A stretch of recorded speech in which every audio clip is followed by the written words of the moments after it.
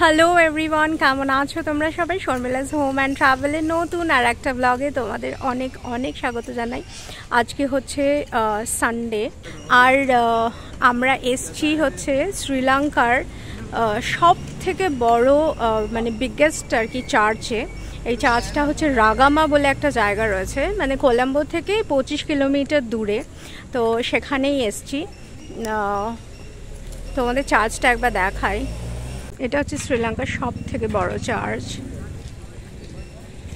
সামনের পোর্শনটা আমার মনে হয় কিছু কনস্ট্রাকশনের কাজ হচ্ছে, তো আমরা পুরো চার্চটাই ঘুরে দেখব। বিশাল এরিয়া নিয়ে এই চার্চটা, তোমাদের চারিপাশটা একবার দেখায়।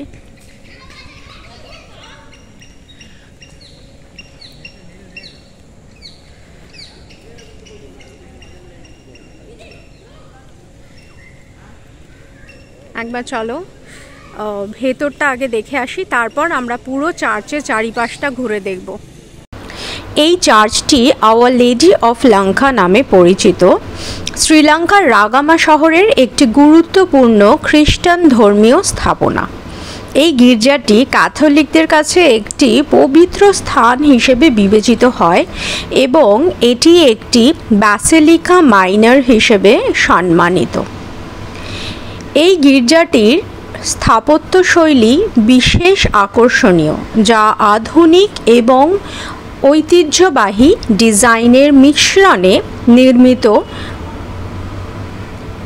গির্জাটির ভেতরের অংশটি প্রার্থনার জন্য উন্মুক্ত এবং প্রতিদিন বহু ধর্মপ্রাণ লোক এখানে আসেন।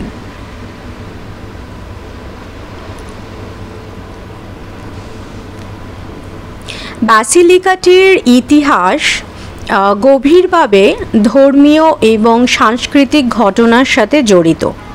দ্বিতীয় বিশ্বযুদ্ধের সময় শ্রীলঙ্কা ছিল একটি স্ট্র্যাটেজিক এলাকা এবং জাপানের বোমাবর্ষণের হুমকির মুখে ছিল।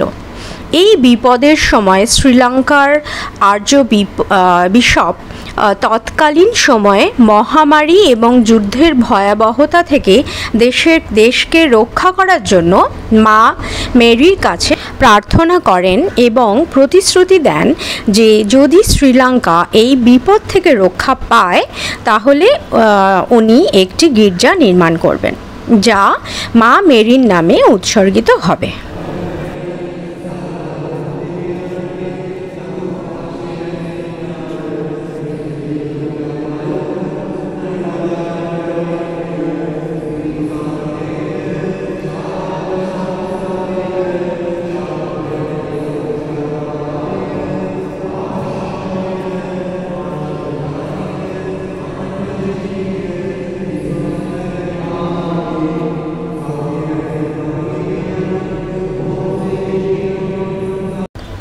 যুদ্ধের পরে আর্চ বিশপ তার প্রতিশ্রুতি পালন করেন এবং আওয়ার লেডি অফ লঙ্কা গির্জা নির্মাণ করেন।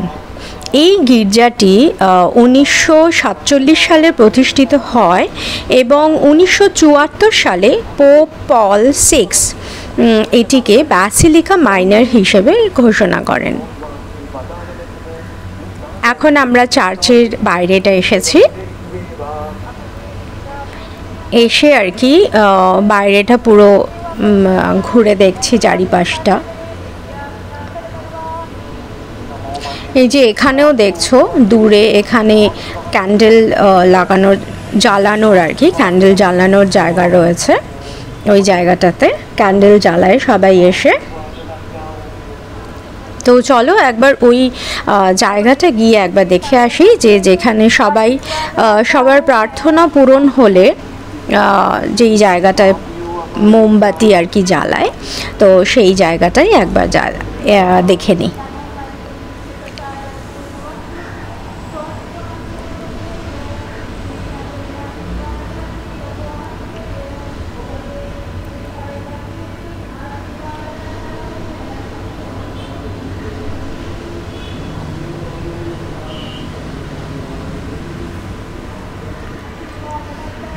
এই হচ্ছে সেই জায়গা যেখানে হচ্ছে সবাই সবার প্রার্থনা জানিয়ে মোমবাতি জ্বালায়। এই যে দেখছো যে এখানে পুরো মানে মোমগুলো একদম গলে গেছে।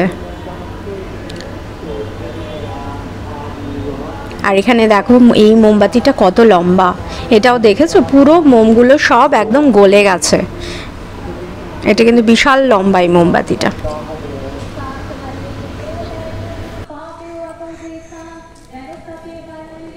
এত সুন্দর জায়গাটা, চারিদিকে গাছপালায়।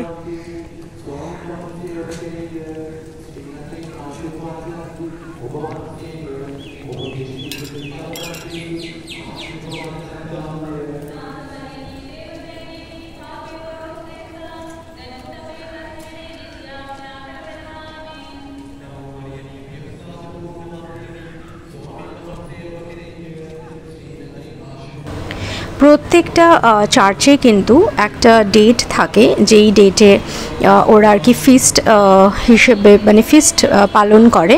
তো এই চার্চেও কিন্তু প্রতি বছর 15th অগস্ট যা আর কি ফিস্ট অফ আওয়ার লেডি হিসেবে পরিচিত। এখানে বৃহৎ আকারে উদযাপন করা হয়। এই দিনটিতে শ্রীলঙ্কা এবং অন্যান্য দেশ থেকেও কিন্তু বহু তীর্থযাত্রী এসে মা মেরির প্রতি তাদের শ্রদ্ধা জানান। এই গির্জাটি শ্রীলঙ্কার ধর্মীয় ঐতিহ্য এবং জাতীয় সংহতির প্রতীক হিসেবে বিবেচিত হয়, যা দেশটির ধর্মীয় বৈচিত্র্যকে সম্মান করে এবং বিভিন্ন ধর্মের মধ্যে সম্প্রীতি বজায় রাখার গুরুত্বকে তুলে ধরে। কি সুন্দর, তাই না?